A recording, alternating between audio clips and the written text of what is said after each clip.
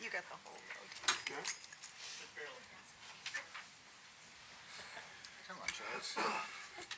We all set? I guess so. Katie, are we good?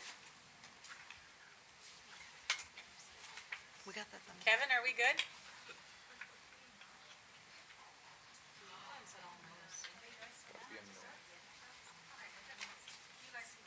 Okay. Okay, I'd like to call to order meeting with Nantucket School Committee for January 21st. You have before you an agenda. Can I have a motion to approve the agenda? So moved. Second? Second. All in favor? Aye. Okay. Public comment. We have some over here.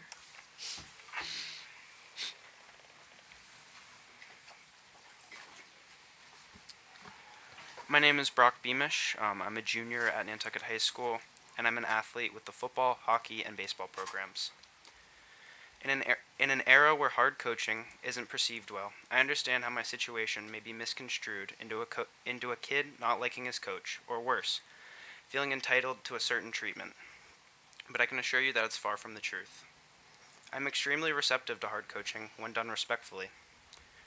As shown by the hockey and baseball programs, hard coaches who understand how to respectfully communicate with their players. This has shown me that what I experienced during the football season was not okay. We as a team were constantly singled out and belittled, and I wanted to come here and speak for myself and my teammates to hopefully create some change. I would like to talk about the way we were treated by our head coach. Throughout the season, I experienced inappropriate comments and actions that I could not fit into this 2-minute time frame. I sustained a season-ending injury at football practice, and as I await surgery, I've learned that I will not be able to compete in hockey or baseball this year. I would like to raise community awareness about the number of injuries occurred at our practices, and I hope that the concern that I've presented gives confidence to my teammates who are afraid of what will happen to them if they speak up. I request that the school committee consider a workshop or public forum to address the physical and mental health of the well-being of our student athletes. Thank you. Thank you. Anybody else for public comments? Hi, my name is Jeff Beamish. I, for the last 3 years, have served as the JV head coach of football.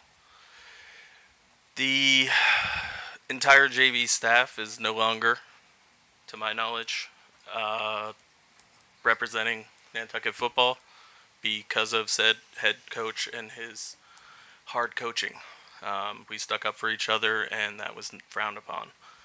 So we've been deleted out of coaches' messages and also the huddle program that we run our entire offense and communication out of. I'm hoping that I can bring knowledge or public knowledge to the hiring process and kind of request that we look into having more experienced head coaches if they're going to run a program. This year there was a problem with how the coaches got paid as well. And basically the head coach was in charge of how people got paid and lied about what positions people held. And even worse, Travis Lombardi and Beth signed off on it. So just trying to bring that to public knowledge because my emails aren't answered. So thank you. Thank you. Thank you. Anyone else? Okay. Superintendent's update. Good evening, everybody. I'm going to address the high school enrollment because we missed that at our last meeting. You have your enrollment form for the whole district in your packet. So in just addressing high school, we are down 5 students from 605 in December to 600. Our total student enrollment for the last month went down by 5 students. In December, we had 1,733 students enrolled, and this month we have 1,728. And we will see what happens for the month of February. As we have mentioned before, often we do get a little spike in enrollment.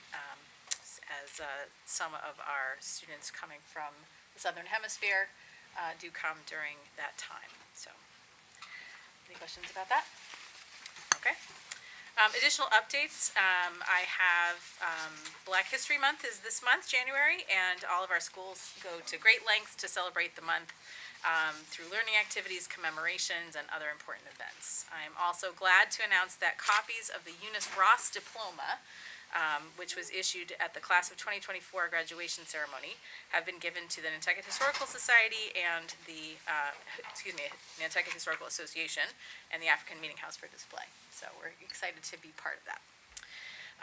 Access for ELLs is in full swing in each of our schools. Our English learners are required to take access testing to determine their English proficiency level each year, and this helps to determine when students are ready to exit English Learner Education Services. The test includes 4 sections: listening, speaking, reading, and writing, and testing occurs over 2 to 3 days. Our test window lasts until February 7th. But we do hope to have all of our students tested before then. Transportation, our ongoing saga. We have decided on February 18th at 6 p.m. to hold a public forum around proposed staggered start times for our schools. It will be very important to hear from all of our stakeholders, including teachers, parents, community members, bus drivers, and even students. By staggering our start times, we will allow for easier transportation of our school buses, since we are struggling greatly and have struggled for the past several years to hire and maintain and retain bus drivers for our students. And as we have more students needing bus services, it's going to be important to find other ways to do it. I did receive information, it's still very preliminary, but we had talked about 7D vans that were going to come to the district. It looks like the order will be filled sometime this spring, which means we will be putting out information about how to get a 7D license, and hopefully some folks who have reached out over the last several months in response to some of the communication that's been shared with the media or by the media, we'll have some candidates for that. Cape Cod Collaborative is, in the meantime, doing everything they can to find drivers to support when we don't have enough drivers, and we will continue to collaborate with them in the hopes that we can make sure all of our students are transported to and from school. And the last update I have is Wintertide. I'm sure that we will hear about that from Cecilia, but Nantucket High School hosted its annual Wintertide Festival this past week. It is such a great showcase of student artwork, musical performances, culinary creations, and woodworking pieces. It's always a great event and really highlights our student talent in this district. And I thank and congratulate the Nantucket High School art, music, and vocational departments on another successful Wintertide. And that's all of that. Is there any questions? I do, through the chair. Sure. Upcoming kindergarten enrollment was this past week. Do you have numbers yet? There's still a little bit, it happens, but we keep rolling. I think we're around 89. But that could potentially change immensely over the next few months. But that's, I believe, what we've got at the moment, Okay. who we have enrolled so far. So, Thank you. sure. Through the chair, if it helps. Am I right? We think that weather and illness were a factor for our 2 nights last week. But we have already had, since Friday and today, several people come get their packets and get registered. So Sarah Kirk, our registrar, did fill out the spreadsheet to update that, and we are around 89. But we are going to do a couple other blasts.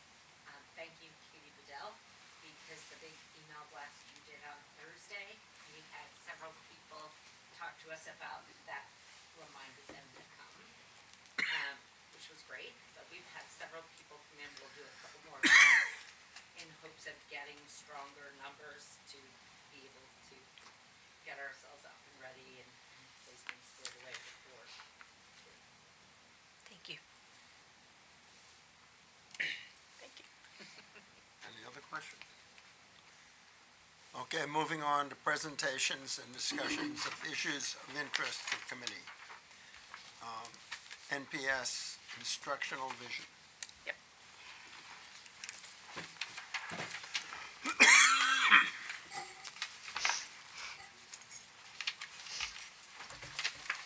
Okay.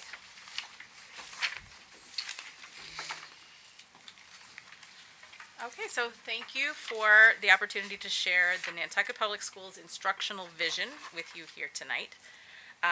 We have felt that our vision is a very important part of the budget process, and that is why we wanted to use this time to present to you. A little bit of this vision was presented in a very preliminary form in the first day, opening day of school. But goes into much more detail and will inform a lot of our budget presentation for today. So clearly, we have some guiding questions that we will be addressing throughout. What is our instructional vision? How are we using the NPS instructional vision to guide our priorities for budget and for instruction in our district? And then how will we actualize these priorities? So the first thing that we have to do, and you've heard us say this many times, is we have to make data-driven decisions in a district, especially when it comes to planning a budget.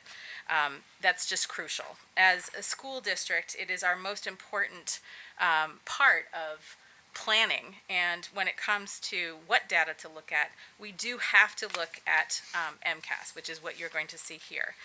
That's our most important data point to review, because that is what the Department of Education looks at. So in planning our budget, we have considered all the instructional needs of our students and how those are manifested through the annual state testing. And this slide in particular, which is ELA MCAS results over 5 years, you will see that the percentage of students meeting and exceeding expectations in ELA in grades 3 through 8 from 2019 to 2024, and then you'll also see for the high school. While we've made some solid gains towards mirroring state results at high school, grades 3 through 8 are still below the state, and the gap is slightly widening. So that is an area of concern for us. If you go to the next slide, you will see that is similar with math. While our student scores in grades 3 through 8 are mirroring the state, the gap is not closing, and this is definitely concerning. We want that blue line, which is Nantucket Public Schools, to be much closer to the red line. As in ELA, high school had a dip below during the pandemic years, but recovered and is matching or surpassing the state proficiency scores. With science, similar situation. Our gap is much less than with math and with ELA, but still it's important that what this means to us as a leadership team and as a district is that it is time for us to make some significant changes in our curriculum and instruction, and that is what we are here to share with you. And again, this goes back to our data-driven decision making, which is a very important role or part of every district in their planning of budgets. So some changes are already in progress, and you're going to hear a lot about those. And you will also hear about some of our future changes on the very near horizon. So this past August, the Department of Elementary and Secondary Education revised and updated its district standards and indicators, which is a blueprint document that shares all of the conditions of district effectiveness. It's a document that goes in depth around the Department of Ed's expectations for school districts across the Commonwealth. And every year, DZ chooses a number of school districts to go through a state audit. And this is the document that is used to evaluate the district. So linked here, I'm providing a few highlights on the roles and responsibilities of the 4 leadership bodies that are part of schools: school committee, district leadership, and then school and parent advisory councils. So I won't read through everything, but certainly you can see that the school committee's main role is to allocate resources. And this is a quote that came directly out of the district standards and indicators document. The link is there, so if you have this in your PDF version, you can always access the full document. District leadership, the job of the district leadership, the role is instructional vision. And certainly this quote taken right out of that document explains that. School leadership is implementation. Again, you can see how that plays out with the quote. And then finally, school and parent advisory councils and how they review and advocate as part of their role. Oops, I went too far. There we go. So the Massachusetts Department of Elementary and Secondary Education also created their own instructional vision, which was released earlier this year. Interestingly, we here at NPS had already begun working on our own instructional vision earlier in the year. So when this came out, we were very pleased to see that our vision was well aligned with the Department of Education's vision. And more will come on this. We understand that this is very small, hard to read, so again, we linked the document. You can see it directly through the presentation. So here is the graphic that we are using for our NPS instructional vision. This was presented, as I said, at the beginning of the year during our opening day, so our staff were able to see it. And you'll notice that there are two circles, concentric circles in the front. The yellowish circle has three sections to it, and these are strategies that support all students. That is universal design for learning, which you have heard from us for several years. Sheltered English immersion, which is an important part of this year and will continue to be for our Ls. And then also inclusive instruction, which is key to making sure that all of our students have access to high quality curriculum. There are also 5 priority focus areas. We have objectives, checking for understanding, criteria for success, engaging instruction, and safe learning environment. And so each of these allows us as leaders to support the work through the evaluation process, because you will notice that they are aligned to the teacher rubric. So you'll notice those small numbers there, 1A3, 1B1, 1B2. Those are directly aligned with rubric standards and indicators. So safe learning environment aligns with 2B1, positive relationships, and 2B2, safe learning environment. Objectives, curriculum literacy. I won't read through the whole thing, but you can see that our vision and our instructional focus ties directly into how we can support teachers to enact it. So we also have clarifying questions, which are important because it helps us keep in mind what we need to answer for our own, not only our own learning, but also what we are expecting of our students. So these questions are directly aligned with our important work this year with professional learning communities, which you may have heard about in our school improvement plans. Each of our principals shared and assistant principals shared how the school improvement plans are including a goal on professional learning communities. So the 5 questions are here. They're not just 5 questions, but there are questions in each of these 5 priority focus areas. Objectives is which essential learning outcomes have we ensured that our students have learned. Checking for understanding is what evidence do we have that we've ensured mastery of essential learning outcomes. Criteria for success is what are the specific names of students who require additional time and support to master these essential learning outcomes. What additional time and support will teams provide to ensure that students master their outcomes? And then what action will our teams take to extend learning for students who have already mastered those essential learning outcomes? For engaging instruction, what are the instructional practices that are motivating and engaging for students? How does a teacher facilitate instruction, and how do students construct their own learning? And then with safe learning environment, we see how do we create a safe environment that motivates students to take academic risks. So I'm going to turn this over to Mandy to share how we are doing next. Good evening. Mandy Bardsley, Director of Curriculum and Assessment for STEM. So our second guiding question for this presentation is how are we using the NPS instructional vision to guide our priorities?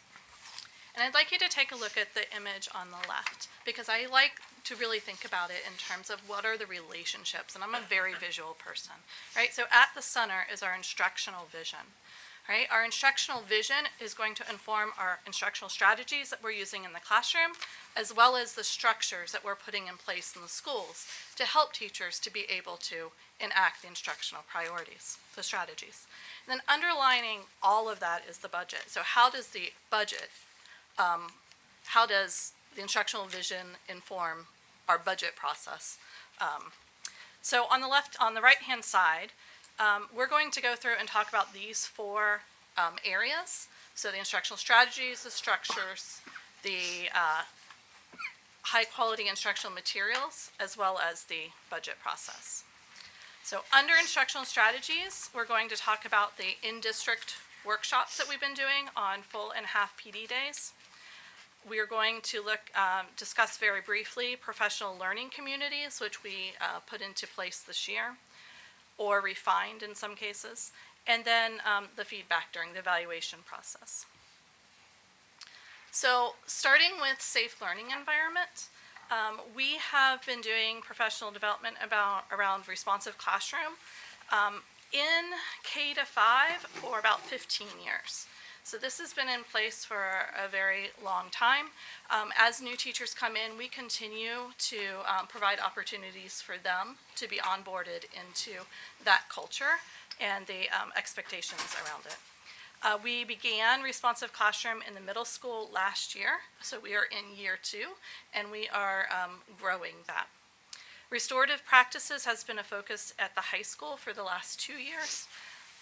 Excuse me, and then across the board, we've been starting conversations around belongingness. How do we make sure that all of our students feel like they belong and are welcome and are free to take the academic risks that they need to take? So this is very much aligned to DESE's vision. In particular, all students are known and valued. So we're going to keep coming back to the DESE's vision to show the correlation between what we're doing and what DESE is asking us to do. So the second area here is around instructional planning. So that would include objectives, check for understanding, and criteria for success. So in terms of this, when we combine these three things together, we should have powerful instruction going on in our classrooms. We are developing lessons that are designed to the standards. We are checking to make sure that all kids are understanding as we're going through the learning process. And we have criteria for success, so students know what that metric is. And if they're not meeting it, what are we going to do to support them? And if they are surpassing that, what are we doing to extend their learning so that we are meeting the needs of all of our students? We are attending to this through the professional learning community PD that we have been doing and implementing this year, around the math workshop that we have been doing with guided math groups, and our sheltered English immersion professional development. In terms of professional learning communities, the admin team over the summer in our summer retreat did a one-day dive into learning more about those. And we developed this, this goal together around, specifically it says PLCs will grow their practice to ensure all students master grade level essential learning outcomes and skills. So all 4 schools have this goal and a similar action plan in their school improvement plans this year. And we are enacting the PLCs with teachers at all 4 schools, but they look a little bit different at each school based on the structure. So for example, in K-5, our grade level teams meet, and they identified essential learning outcomes for both ELA and math, and are collecting data around those standards and those essential learning outcomes, and they're following that data throughout the year. In terms of the middle school, they are also looking at their grade level teams, and they are looking at, Mike can speak a little bit more to it, but they are looking at more of the generalized, like what are the literacy skills that can be used in 6th grade, 7th grade, and 8th grade. For example, in 7th grade, they're really focusing on claim evidence and reasoning as one example. And then at the high school, the departments are working on that within each content area, the same type of idea. So the PLCs is something that we are working on and growing and refining our practices around it. But the real key piece that is that it allows us to look at to examine what we are doing in the classroom as teachers, reflect on it, and then figure out what to do next with students.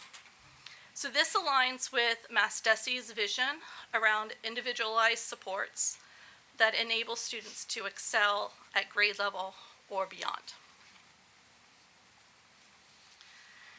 And the last area here is around engaging instruction.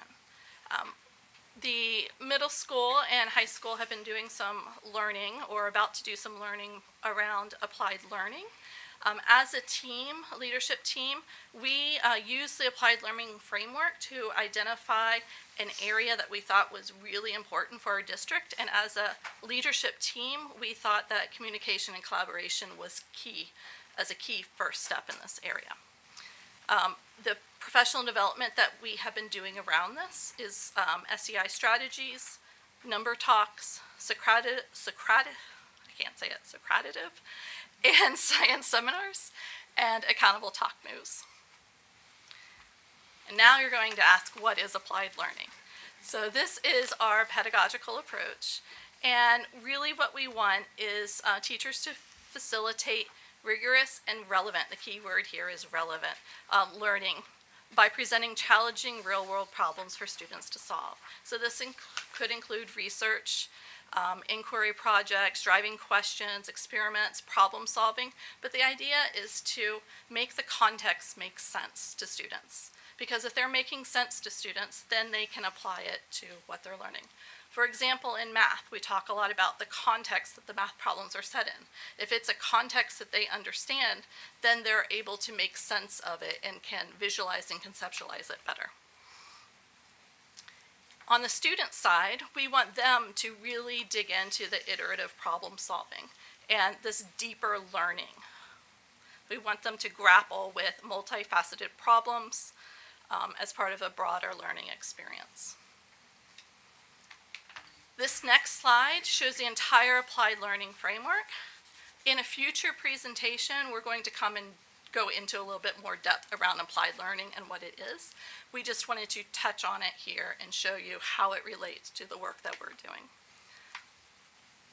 And again, the leadership team decided that communication and collaboration was our best first step towards this. And this all relates to learning experiences that are relevant, real world, and interactive. And I'm going to hand it off to Melissa. Good evening, everyone. So we're back to our purpose slide and for instructional vision, and now we're going to shift gears a little bit and we're talking about refining structures. And when we're talking about refining structures, we're looking at what do we have in place in systems and procedures within the district that can allow for teachers to maximize instructional time.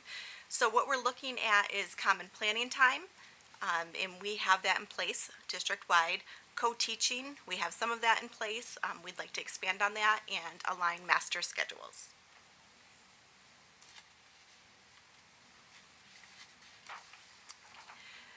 So we're talking about first about aligned master schedules, and looking at this, the reason why we would look at an aligned master schedule is a master schedule in any district is the most powerful tool you have to maximize your human capital and your space. So we'd be looking at space utilization, equity and accessibility, sharing staff. How could we do that effectively by having a master schedule? How could we support the transitions between schools and different grade levels? How can we use the community and culture for building and fostering a sense of unity and collaboration through all the schools? And how can we look at future opportunities and how we can use the younger students and the older students to support each other district-wide? We're moving down next to the next on our instructional vision page, and this one is instructional materials, and implementation of high quality instructional materials has been on our radar. We have a lot going on so far, but we need to add some more. So right now, what we have in progress is we have Reveal Math. That's the core curriculum for kindergarten through 12th grade. We have social studies for 6th and 7th grade. We have investigating history. For 8th grade, we have Democratic Knowledge Project. We also have science at NES and NIS, which is Smithsonian Science for the classroom, science at CPS Open SciEd, and science at CPS and NHS for Project Lead the Way. And in progress, we have the literacy program that the pilots are going on right now. And we are looking at social studies 5th grade to also implement investigating history. And I do just want to let you know that there is a link up there. This is all goes back to the DESI site for high quality instructional materials. And the premise behind that is if students are all getting the same high quality instructional materials, we'll have academic gains through looking at the programs that we have up here. Most of them we are able to partner with the 1-8 Foundation and get really high quality professional development through that so that we can make sure that the teachers are prepared and have all the resources that they need.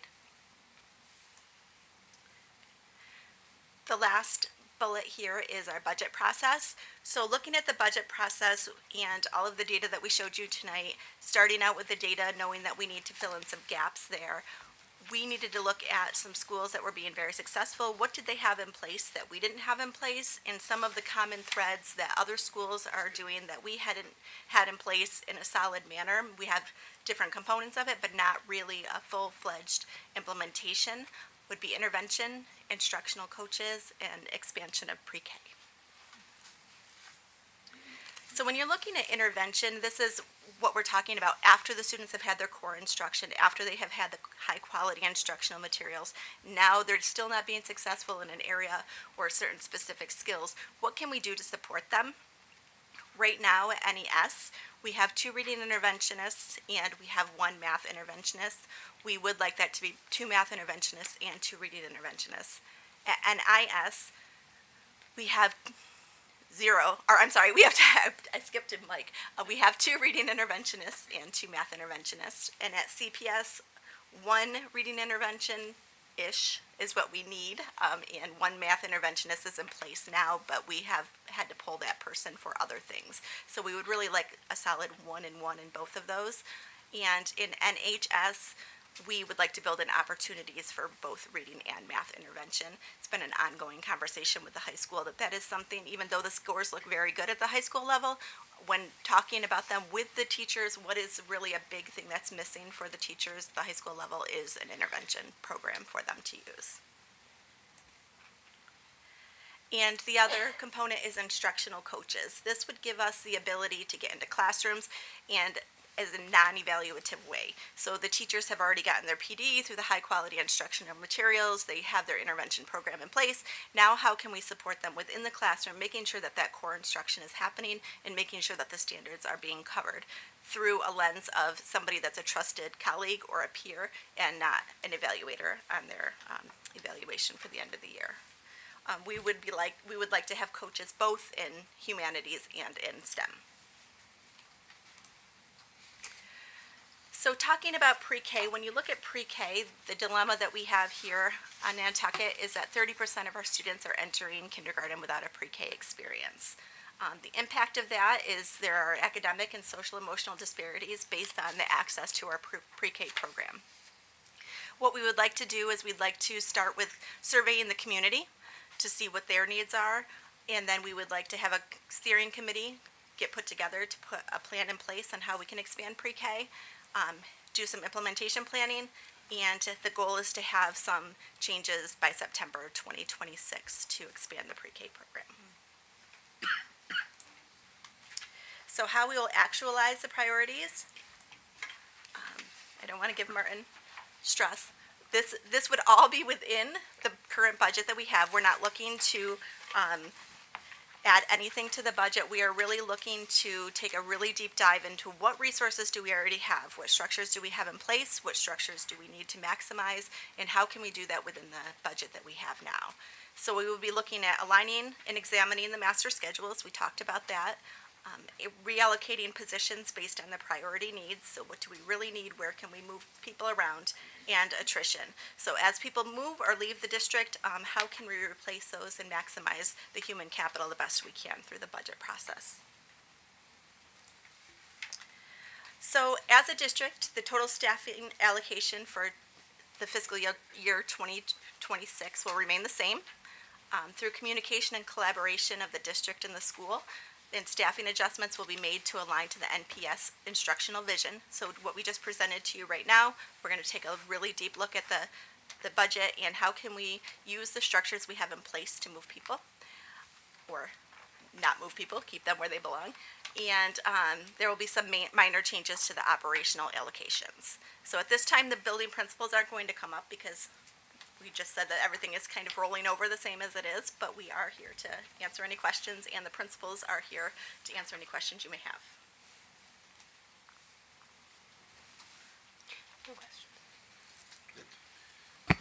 When it comes to reallocating people, moving people around, do you find people are accepting of that, or is there resistance? And my point in asking the question is, I don't want that to be a driver for staff to leave the district. Yes, no, absolutely. It would be something that would be optional. We aren't looking to move people into places that they don't want to go. Now, do we have a thought that if you post something that's very attractive to teachers, they're probably going to want to move to something that they are. What coaching does is actually adds a layer in between being an administrator and a teacher, so that they have some mobility. Right now, there's kind of a flat mobility rate. So if they do have interest in becoming an administrator sometime or down the line, that gives them a little bit of experience in that area. So no, we wouldn't be moving people out of, what they want to do, but there would be opportunities for people to move if they would like to. Chantal? I'm just curious now that we're into year 2 of responsible, Responsible, respectful, ready. in the middle school, do we have any feedback from teachers, parents, the kids, how that's been going? Michael, did you hear the question? Shanta asked, since you're on year 2 of responsive classroom, if do you have any feedback from teachers and parents? Thank you. Thank you. No specific feedback. I can give you an update that January is READ month. Okay, it's something that was coined down at the elementary school like several years ago. A month to review, to revisit, to reinforce, to kind of redo, if you will. So what we do with our staff is we give teachers lots of reminders. See what I did there? With sentence starters, okay, in terms of the very prescriptive language that responsive classroom focuses on, the reminding language, the redirecting language, the supporting language. I noticed that, or who can show me the way, show instead of telling. That's about where we are. The other main components that we don't quite have in place would be the morning meeting that you might hear from the elementary levels that come with components of like a message, a share, an activity. We had extended homerooms last year, and we were doing some morning meetings from time to time with homerooms. So if a teacher had 14 students on Fridays, they would do some type of social activity. The number one tenet of responsive classroom is that the social curriculum is just as important as the academic curriculum, which really, relates very strongly to middle school in terms of the inclusivity and the acceptance and the sense of belonging and making school fun and engaging. It's very, very important for middle schoolers, or social capital, if you will. So, in theory, responsive classroom isn't a one shot like during homerooms on Friday. It's all the time. If you're a teacher, you have 5 sections, you should be connecting with each of those 5 sections. So we have to figure out how do we build in social opportunities and activities that, some teachers do better than others. Some teachers have a little more experience than others, and that's where we're in year 2, where when I lived it for 5+ years at NES with Kim Kubish, it took us some time. We had some follow-up PD, we had some, academic choice focus areas, we had logical consequences in terms of responding to misbehavior. So we're up and running, but I don't really have any specific feedback other than looking at the schedule. How can we incorporate more opportunities for those social lessons in our classrooms and not just homerooms? If you kind of, read through what I just said. Yeah, thank you. Appreciate it. No questions, thank you. I have a couple of questions. When you talk about the experience, the pre-K experience, is there a specific definition of what that is? Would it be our daycare, lighthouse school, those sorts of experiences all sort of weighted in the same way? Not exactly. They're slightly different. Our expert of the three of us is Melissa Devitt, and she could probably explain the difference. But with pre-K, there is a little bit more with regard to curriculum that's utilized. The structure might be slightly different with regard to time, how long if students stay half days or full days, things like that. So I would say that pre-K is quite different from daycare. But if there's anything I'm missing, Melissa, you can certainly. And I don't mean to say that in a disparaging way, but I know that there are, pods of children. Daycare is something that's just very personal. There are always parents that are going to choose one method over the other. They're going to choose the Waldorf method. They're going to choose Montessori. They're going to choose daycare. They're going to choose a play-based.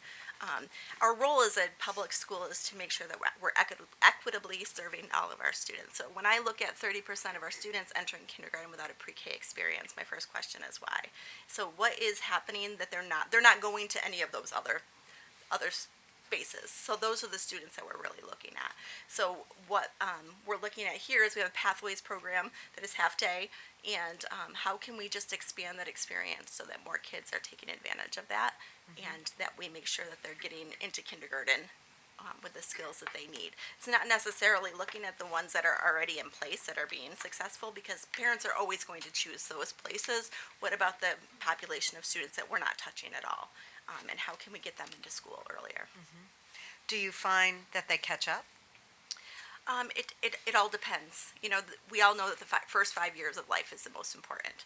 And the experiences they have within those first 5 years are going to impact their kindergarten experience. So whatever we can do as a school district to make sure that that's solid, I think that that's our obligation, to make sure that we're serving the community.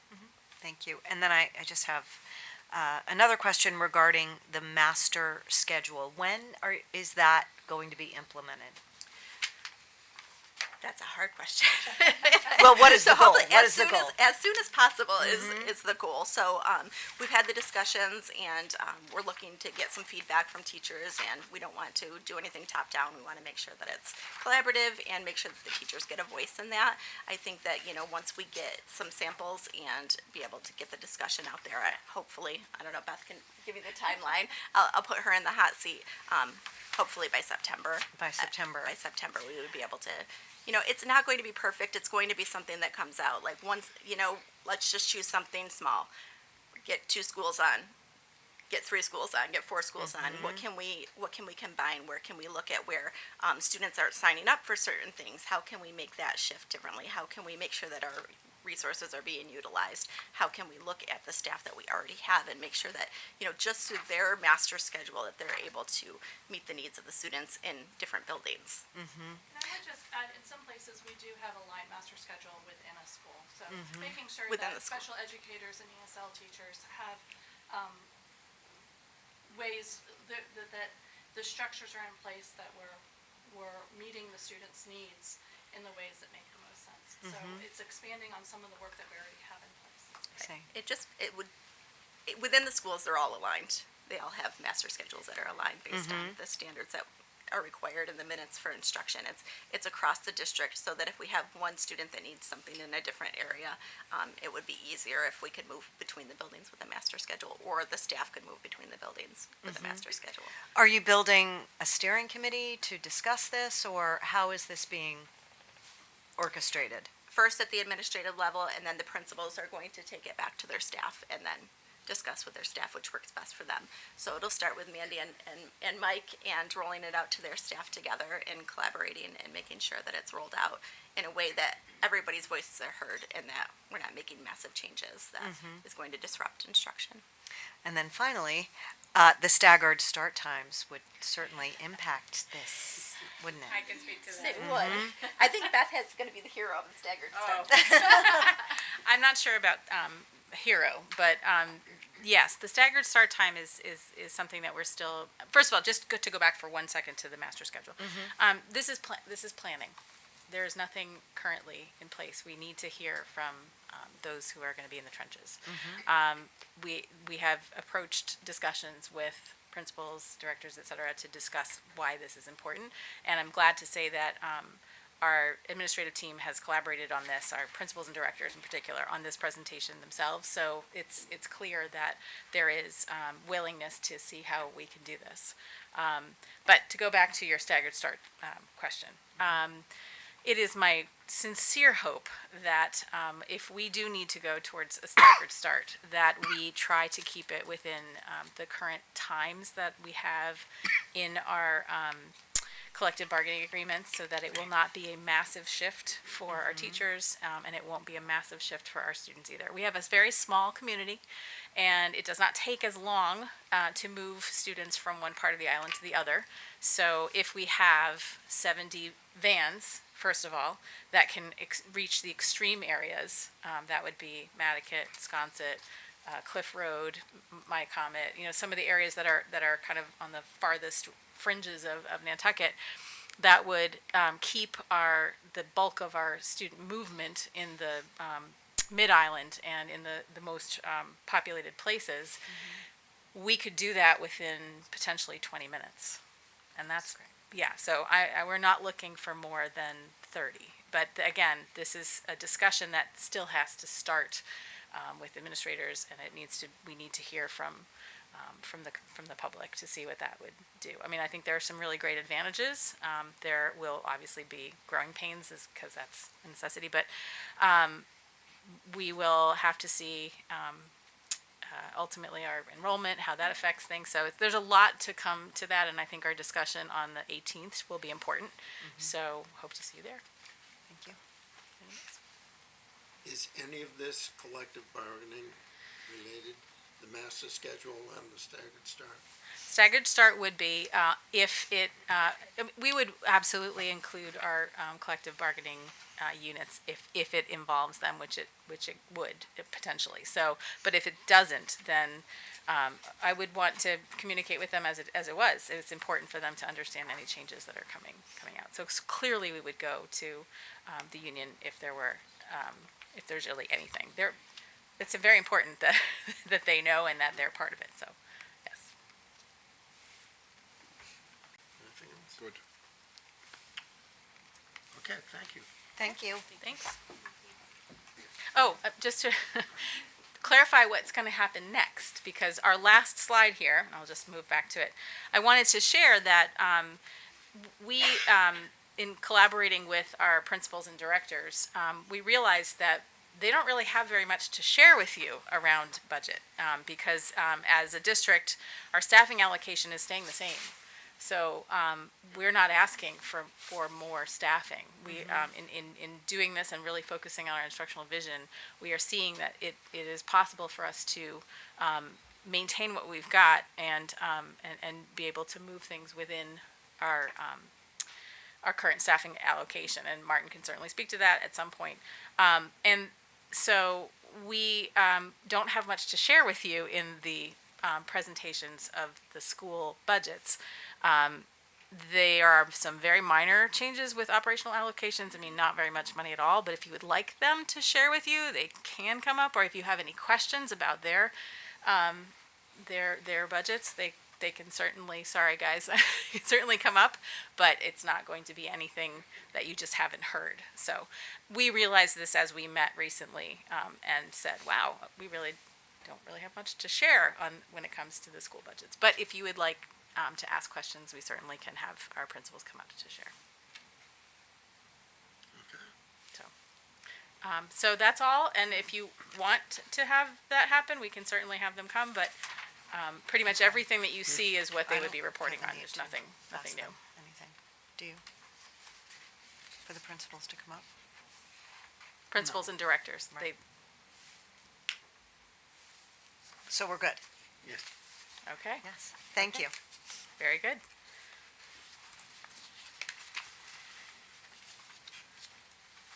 So this would bring us to, in the agenda, I believe, votes to be taken.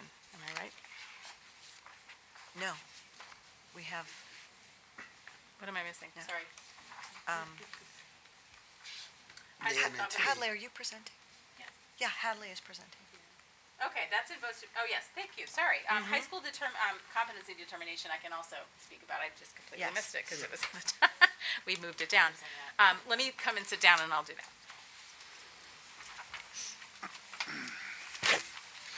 It's a robust agenda.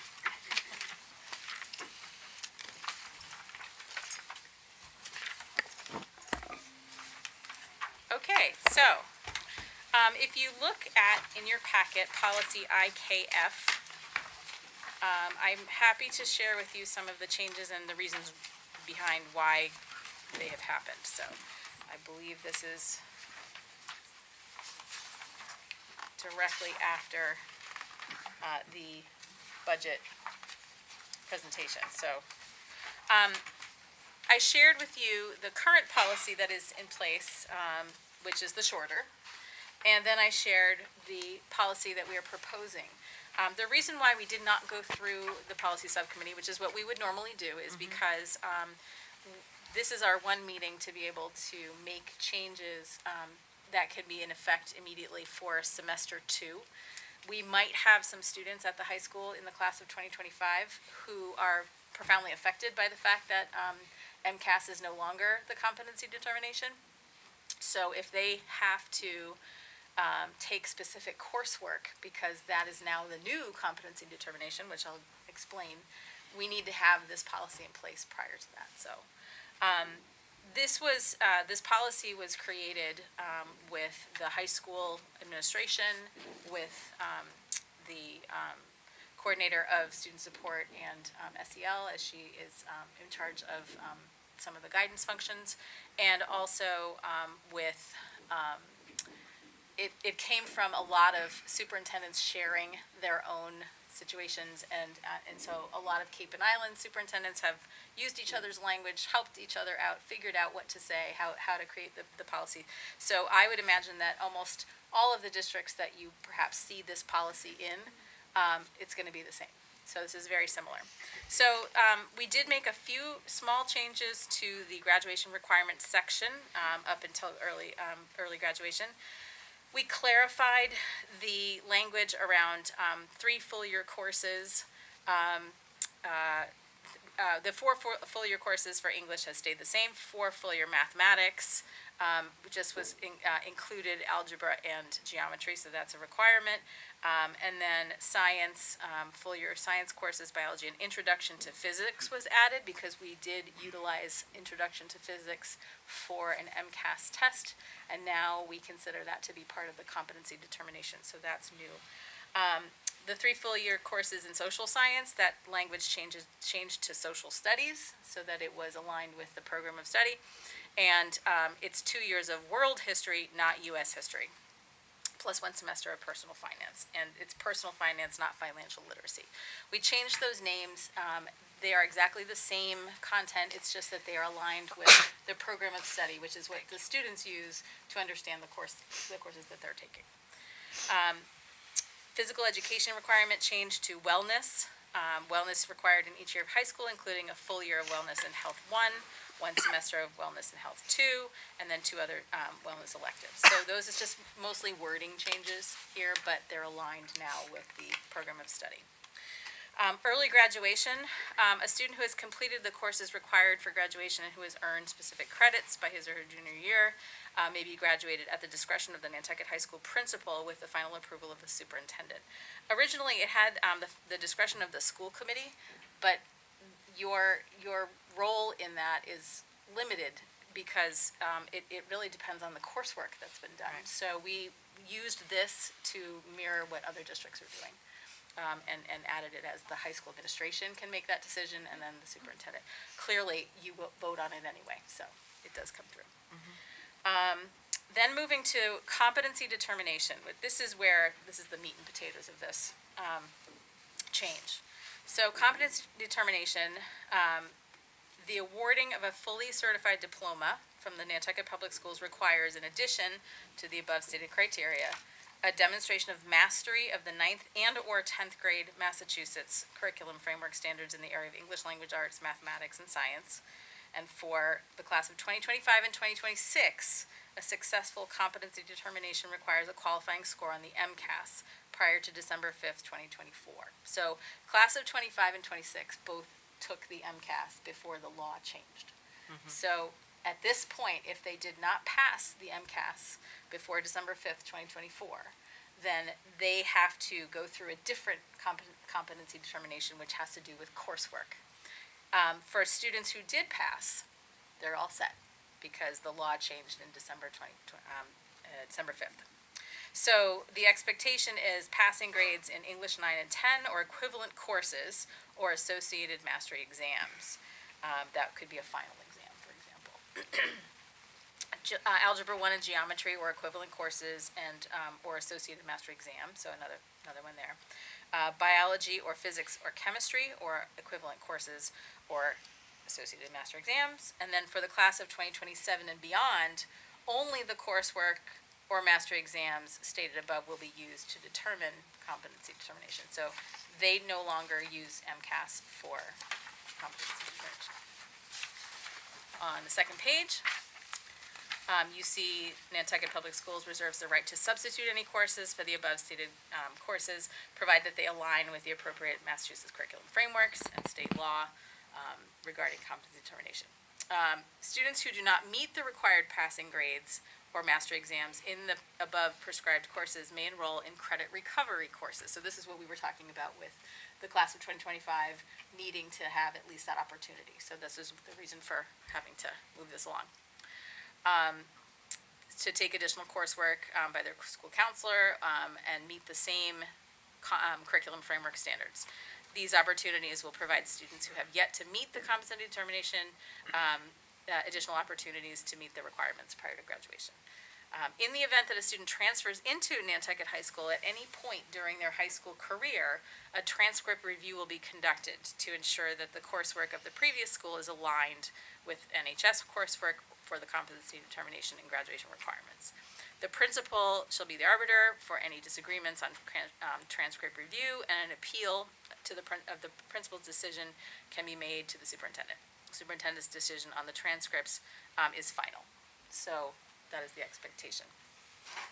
If a student of a military parent transitions in or transfers in, the Nantucket Public Schools will follow the Interstate Compact on educational opportunity for military children. That's slightly different, so we will follow their expectations. So this is the policy. The competency determination is the most, it's the most change, and it is necessary because, again, MCAS is no longer permitted to use as competency determination. So I'm happy to answer any of your questions, and I can. Yeah, I have a Sure. question. You mentioned that the mastery exams will be like something like a final. Is that teacher discretion, like just like made and decided by the teacher? Or? So it currently says or, so Okay. it's not an expectation as of yet. We have it as an option, so Right. we're trying to keep things as kind of general as possible. If we have a student who has come in, for example, from a different school, a different district, and they've taken a course, but is that course perfectly aligned with the Nantucket High School course? It might not happen, but it might be. So let's see and if there's a slight difference, a mastery exam would help us understand that. So, Got it. so it's not a requirement I per see. se, but it could be if it's another. We're looking at opportunities more than anything. We want to give every opportunity to every student who comes in to be able to get a diploma. So, good question. Thank you. So, just for the first year, it seems like there's a little bit of wiggle room. When it comes to counselors, guidance counselors, maybe having a little bit of discretion to assist those that might be just getting close to that 26, just for this first year, is that a possibility? Yes, the Department of Education was quite surprised by the passing of this law. And for that reason, there is certainly some flexibility. We have received no guidance from them. There is a frequently asked questions document, which I've shared with you. Yep. And that's all. So at this time, it is left to superintendents and their leadership teams and their school committees to create the policy. And what we have heard from the Department of Education is if you say it is so, it is so. Which means if we say that someone can be graduated based on the coursework that we have provided, then they will honor that. So yes, the Thank wiggle you. room is there. Good. Chantal? I need to process all of this. I can really figure out what my questions are, because it feels like we're just throwing pasta on the Okay. ceiling. I hope it sticks. No questions. Laura? No, I know that we will discuss this further in policy meeting. I mean, I think it's a sticky wicket, right? I mean, we're navigating a couple of different things. So, no, I don't have any questions, but it certainly bears, conversation for sure. I have a question. Sure. Why isn't American history? That is the expectation that has been in place for many years, according to our high school program of study. So, Yeah, but we're sort of, Do you wanna American speak history to would that? seem to be, I think it's DES core requirements. I will look it up and let you know for sure. okay. So that's my answer. Honestly, Okay. I had the same question. yeah, I As mean, well. it's nice to find out who was the commissar at the time of the Russian Revolution, but it may be more important to understand how Congress works or doesn't work. So I am happy to, the nice thing about policies is that they can be changed. So what I'm asking of the committee today is to consider this specifically for the class of 2025 so that we have a policy in place and we can start moving students who need that competency determination, they did not pass MCAS, towards all of the expectations of that competency determination. In the subcommittee, we can come back, we can look at this carefully. If we need to make another change or we want to discuss this further, we want to make an additional change, I would not be surprised if the Department of Education within the next 6 months comes up with something, language-wise or expectations, and we will need to look at this again. But I'm asking simply for in the interest of time, that you consider whether or not to vote this in so that we can move along with getting our students in line for graduation. Has there been any determination about students, let's say from the class of 2016, 2017, that did not pass MCAS? Yes, we will be able to address that, but we are trying to get the current class graduated, and then we will work on getting the others. It will be a transcript review, so we will go back to their high school transcripts and make sure that they have taken the coursework available, and that the standards were aligned at that time, and everything. And if there's a course missing that they need, they could take that course and potentially receive their diploma. It's important to note that this is related to the program of study and Yes. expectations that they've had in place for 4 years. So that's why keeping it standard with what is in place in the current program of study is important Okay, I mean, for this year. okay. I just was concerned about kids that may not have passed MCAS and perhaps in the retrospective scope, they could get a diploma. We will do our best to find ways to support. Based on what we're seeing, it sounds like they will be able to. Yes. If we go back and they have met what we just determined as competency, or if you vote on this and determine that that is the competency determination, if those students pass those classes, then based on what I think we understand, they would be able to get their diploma. If I may through the chair, I know this is a large topic, but just anecdotally, how many students would you say in the past 10 years have not been able to graduate? I know this is a ballpark number. 10%? I couldn't give you a number because we've worked really hard to help those students to take the retest by offering tutoring, by, giving some additional support. We've even, just since I've been there, we've even had some students who maybe didn't pass the bio, but they took intro to physics, so they were able to pass the physics test.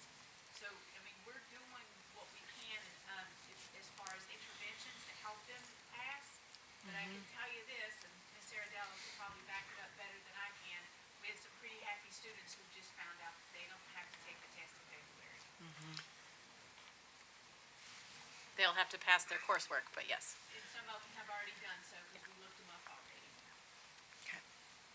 No, the thing I bring up is just because I have lived with an older guidance counselor that has apprised me of some kids that she remembers very well that didn't pass MCAS.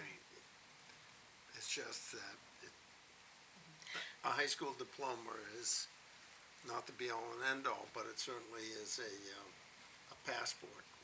Absolutely. If I may, If I may, in my previous school, I had a student who was hearing impaired, and I don't care what we did to try to help that young man, he could not pass the test. We even wrote a waiver on his behalf, and they would not approve the waiver, so he did not get his diploma. So if there is one child that I have worked with over the years that I believe deserves a diploma, it's that young man. And it wasn't the language, it's because he couldn't understand because he couldn't hear. And they would not take any accommodations whatsoever. Well, that's why Desi did not recognize that MCAS was going down in flames. Yeah, I completely agree. Okay, so what do you, usually we, so this is the discussion part, and we Okay, so- moved it to the presentations to be able to have you see this. Now, if you want to discuss it further in the votes to be taken, you can. But it's been combined so that there can be a vote so that we are able to move forward with coursework for the students. Chantal, have you come up with any more, any questions? No more questions right now, but in the interest of ensuring that these kids are able to graduate, I think we do need to, when it comes time, take a vote today, and it can always go back to policy for further discussion. Right. Okay.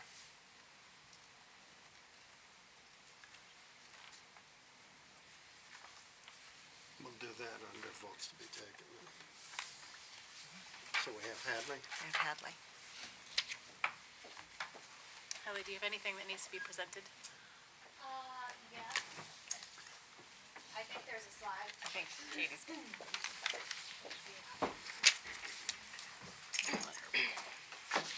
Thanks.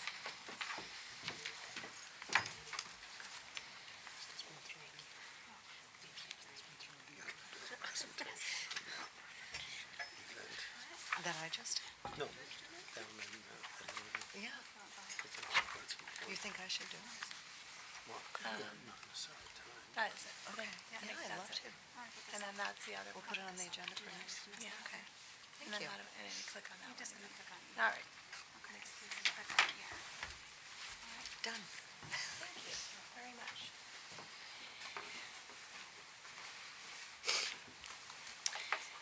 Thank you for having me this evening. My name is Hadley Dutra. I'm the president of the Nantucket Education Trust.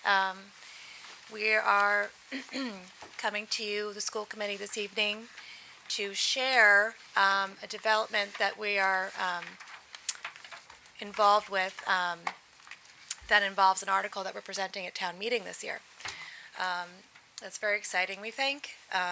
It's the product of a lot of discussions we've had over the years related to teacher housing. As some of you may know, the Nantucket Education Trust is a nonprofit organization. We manage the 12 units on Calpine Lane currently that you see next to the school campus, and have done so for the past 20 years. We are a trust because we are a partnership with the town of Nantucket, essentially. The town of Nantucket leased us the property where those units sit. We have an agreement with the town of Nantucket that they would lease the property back to the Nantucket Education Trust for a period no longer than 99 years for $1. And after careful discussion with many members of the housing community, with many members of our board, we've come to the conclusion that the best way to serve Nantucket Public Schools with the housing shortage is to create more, is to replicate what we currently have on Cow Pond Lane. We are the only nonprofit on Nantucket that specifically deals with Nantucket Public School housing. And we felt that we had an obligation to the schools to do exactly what we've done before and replicate that model and come back to the town after identifying a piece of property we'd like to work with them on to replicate this model again. So essentially what we're talking about tonight is asking for your support and certainly opening up for questions about this article. And it doesn't have a number right now because the warrant hasn't been published, but this is the draft article, which it doesn't look like you can actually see. I don't know if I can make it bigger.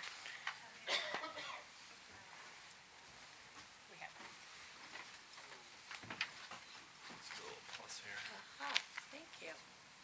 Okay, I appreciate that.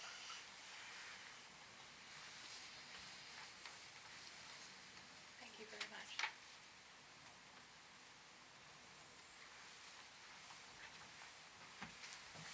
I'm not going to read the entire article. I'm going to summarize it, but I will read the beginning of it. What this article is a real estate disposition asking for a long-term lease authorization of a portion of 48 Sparks Avenue with access and utility rights. So we're essentially asking that a portion of the school campus be repurposed. The school campus already includes this property. And if you want to know what property we're talking about, if you're looking at Cow Pond Lane from the football field and you gaze upward and see where the buses are parked, that is the property that we're talking about. We're asking the town to repurpose that property, to lease it to the Nantucket Education Trust, again, for a period no longer than 99 years, for $1, in order to build additional Nantucket Public School housing. So it will be exactly the same model that you see before you on Cow Pond Lane. At this point in time, we're looking at approximately 40,000 square feet, which may constitute, anywhere between 6 and 10 units. We're not sure at this time how many units we can construct. At this point, we're simply going to town meeting and asking for the approval on the floor of town meeting to lease us this property.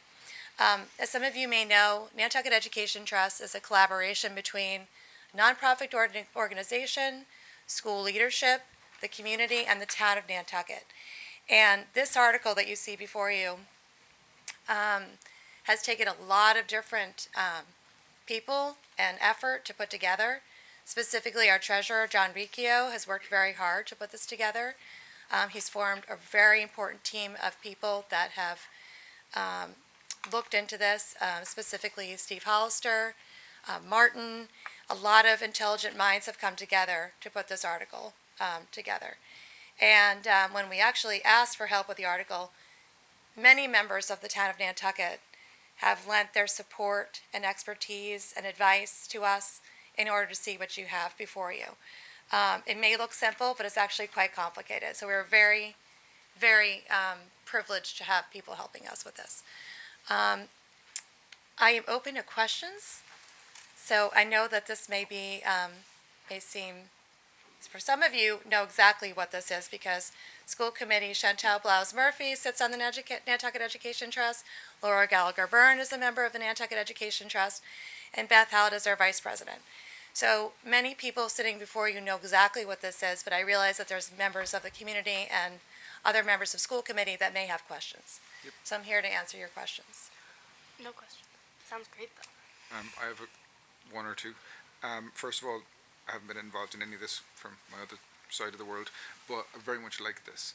Have you looked at the zoning for this piece of land so you can maximize the number of units you can get on there? And is any change needed in the zoning so that you can do that? It's a really good question. It has come to our attention that there's certain privileges that we may be able to take advantage of regarding zoning that it would allow us for a denser development because we are building housing for educators and staff. So we're looking into that and something that actually a member of the town brought to our attention. Recently, So it's looking like we can actually build more than we originally anticipated, and we hope that that's the case. More luck to you. I'm good. Thank you. Chantal, you know everything. Esmeralda? I have no questions. And I would be remiss if I didn't mention that Dr. Lepre was part of the original team that put the original cow pond in place. I meant to say that. No, I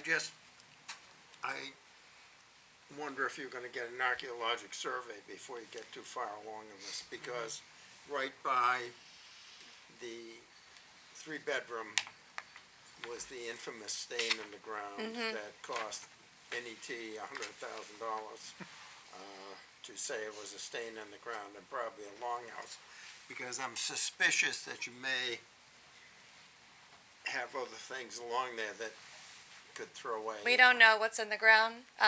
This has been a topic that's been brought up many times at our board meetings. We're going through the proper process and procedure, and after we get this approval at town meeting, we can then, come up with a more succinct plan of how many units we're building, and we certainly at some point are going to have to do an archaeological survey. Certainly. We are working, again, in cooperation with the Cemetery Commission.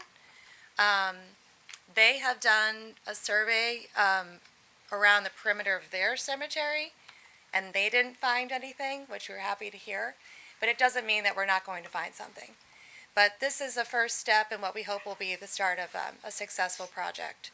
The reason for this, of course, is we've really, come to terms with the fact that we just don't have enough housing, specifically for the public schools, and we're in a privileged position to provide housing exclusively for Nantucket Public School staff. And we feel that this is the best use of our resources. You have to remember that there was an archaeologic survey done at Myacomet Village that missed the 300 burials right there. And did put the kibosh on that. Yeah. Ted Anderson was adamant, he and I argued at town meeting about whether there are other burials there. He felt there were, but There certainly might be. hopefully it's barren. Hopefully. There's new technology that can help us. I just recently learned about that we can use down the line, again, after we get this approval, to sort of figure out whether we're working with something that is viable or not. If it's not this site, we will do it someplace else. But No. this site, to us, made the most sense because it is immediately next to the existing housing development. It's near the school. I think it fosters a sense of community and pride. And we are looking to build attractive, comfortable housing structures for Nantucket Public Schools staff. One of the issues we have, of course, is I think it's Melissa who's here tonight.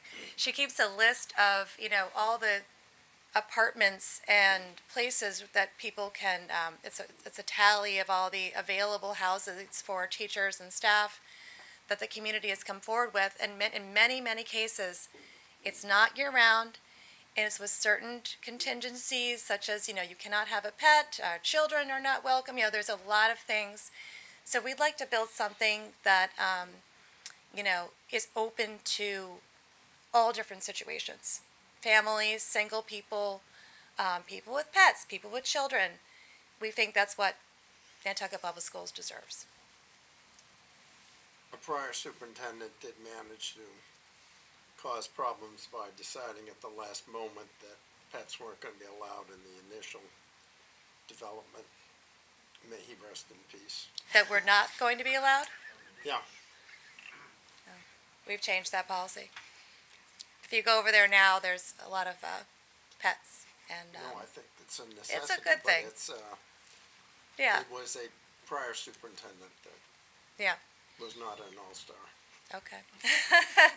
Well, the current superintendent is in full support of pets. Yes, I am. Yes. So we're pretty proud of this. Again, it's taken the hard work of a lot of different people, and it's a collaborative effort, and it will be a collaborative effort if it's to be successful moving forward. So, we hope this is a work in progress, and I'd like to, publicly thank all the people that helped put this article together. and members of our board for helping get this to where it is right now, because it took a lot of work. Thank you very much, Hadley. Thank you. Thank you, Hadley. Okay, committee discussion and votes to be taken. We'll start off with the vote to support the ATM annual town meeting warrant, real estate disposition, long-term lease authorization for a portion of 48 Sparks Avenue. Can I have a motion to approve? So moved. Second, Second. all in favor? Aye. A vote to approve the changes to policy IKF to include competency determination. Motion to approve? So moved. Second, Second. all in favor? Aye. Aye. A vote to approve the CPS overnight field trip for Project 351 to Boston coming up January 24th, 25th. So moved. Second, all in favor? Aye. A vote to approve the high school overnight field trip to the Senior District Music Festival in New Bedford, Massachusetts, January, well, that's gone by. If I may, through the chair, if you remember at our last meeting, I shared it with you, but we needed the vote for this meeting. Thank you. January 10th. Yes. If I may through the chair, we did look at the budget and we did approve it last time. So, Okay. so moved. Second. All in favor? Aye. A vote to approve the donation to the Nantucket Community School Learn to Swim for $500 from Mr. and Mrs. Brown through the Will Brown Fund. So Have a moved. Motion approved. So moved. All in favor? Aye. Aye. A vote to approve a donation to Nantucket Community School for senior sports and wellness in the amount of $4,000 from Landmark House. Motion to approve. So moved. Second. All in favor? Aye. I said one. A vote to approve the December 3rd, 2024 meeting minutes. So moved. Second. All in favor? Aye. Vote to approve December 17th, 2024 meeting minutes. So moved. Second. All in favor? Aye. Transfers and invoices. So moved. Second. All in favor? Aye. Cecilia, you're up. Hi. Cool. So let me flip my notes. There we go. So as you mentioned earlier, the first on my list is on the 16th we had our Winter Tide art show. Great success. I saw a lot of people there. Everyone looked very proud of their work.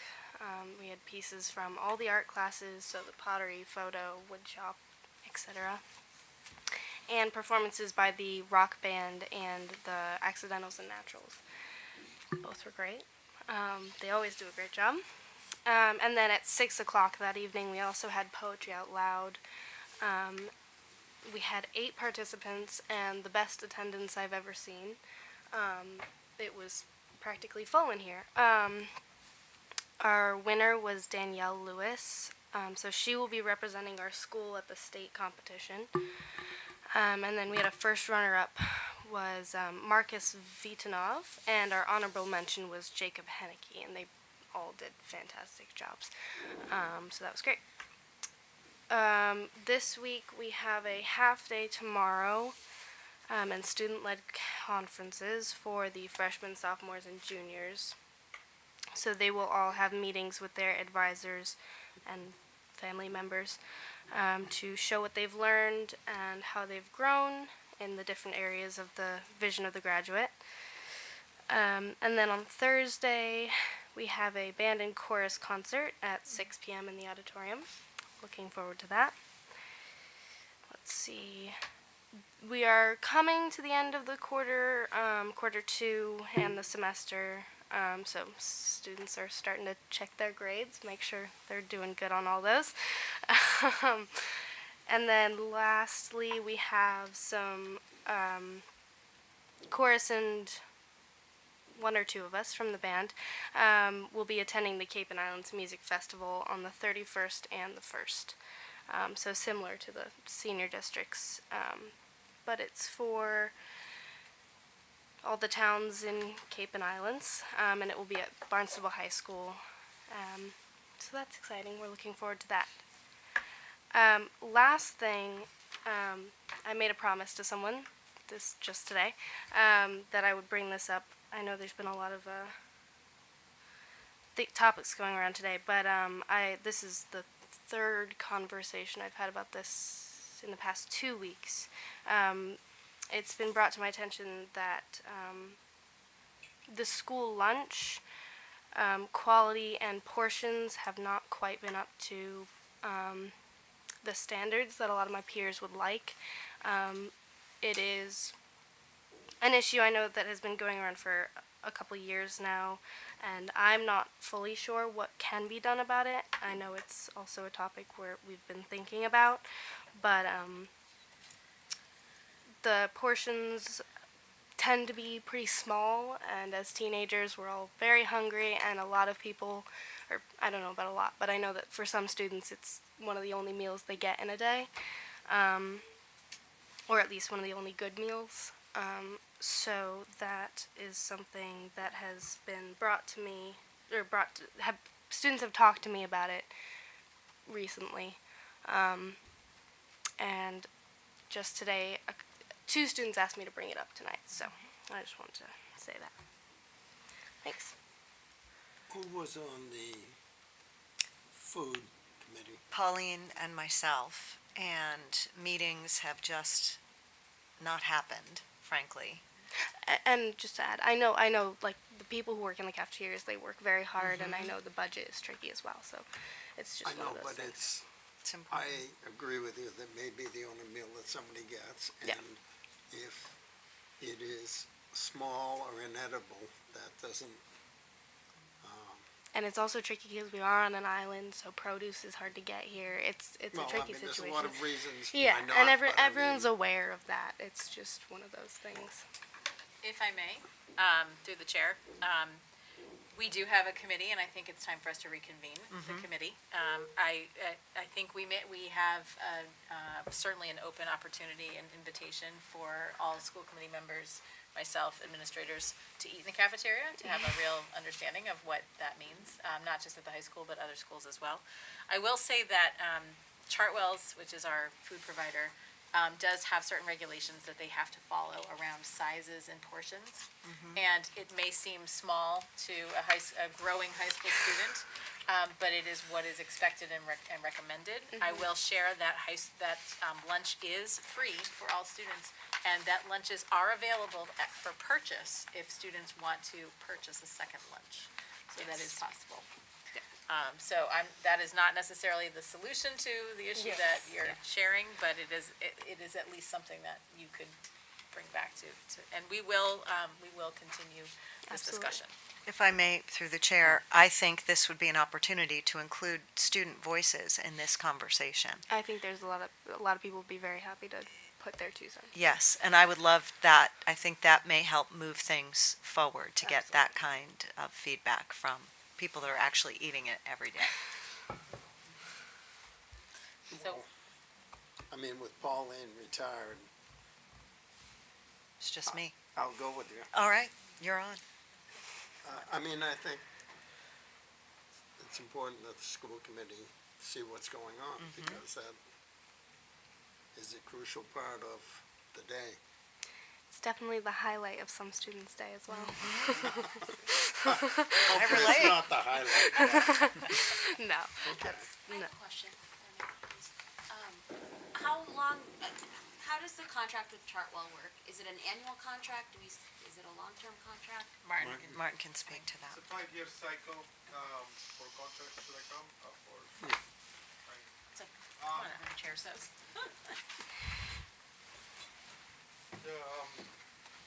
Good evening, Martin Angelov, Finance Director for the Nantucket Public Schools.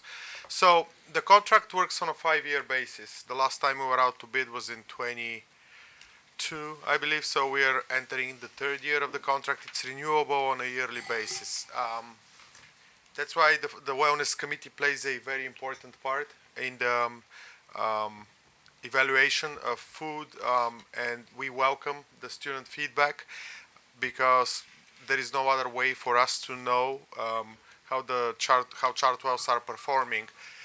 We're currently, I don't know how many people know, but we're without a food service director at the moment. We've had Linda Peterson on a medical leave since Christmas, and it has been an adjustment. We have a temporary director right now that's traveling, plus the district manager of Linda Peterson, and it's an ongoing discussion. I mean, but to answer the question, I don't mean to go over for a long time. The contract is renewable every year.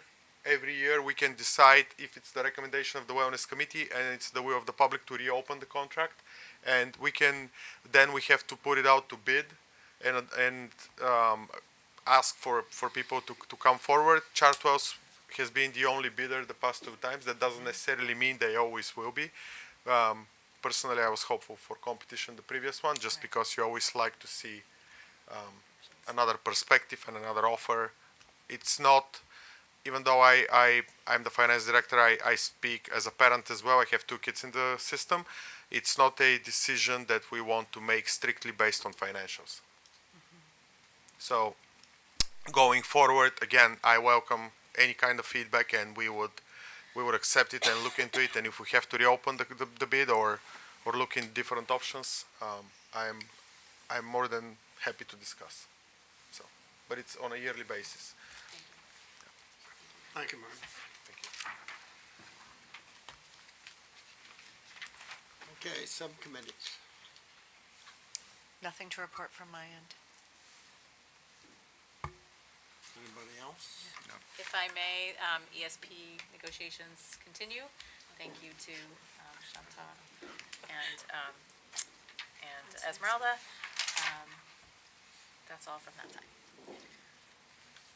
Okay, agenda for the next meeting. Yes. Our next full meeting is February 4th. We will have a budget, the annual NPS budget hearing at 5:30 p.m. that will share all of our budget presentations, the instructional vision, et cetera, together.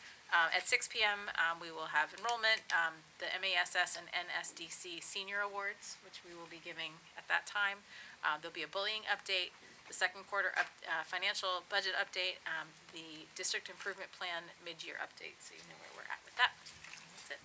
Could we also put on the agenda Laura presenting from her adventures down in Atlanta with, what was the name of the group? Junior Theater Festival. If I may, would it be possible for me to present that in the superintendent's remarks on your behalf? Yes, that would be great. I also will not be here for the 4th because I am in dress rehearsal Perfect. for my next show. So you can share the student involvement, and I'm happy to present. Great, perfect. Okay, any other business? Can I have a motion to adjourn? So moved. Second. All in favor? Aye.